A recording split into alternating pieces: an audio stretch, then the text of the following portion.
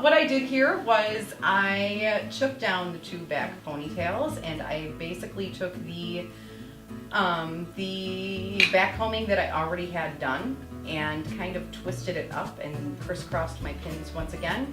Styled out the curls at the very little ends to be more incorporated to the top style, and made sure all of the baby hairs were all nice and securely put into place, and stuck my flowers in, and that was it. Super easy to go to an evening look from the daytime look because all of your foundation is already in the top. You just have to worry about those 2 little ponytails hanging down that already have the back combing in them, so you just stick them up there and they're good to go.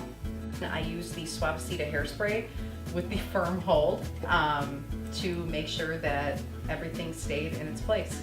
And then I used the Joico K-Pack Color Therapy Dry Oil Spray, which I always spray down my updos at the end with some kind of shine spray because hairspray dulls hair and you don't want to be walking around not looking fabulous and shiny.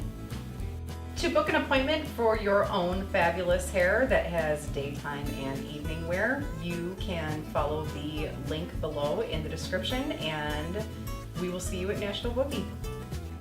Ooh, that hurt? Oh. Do you want it to?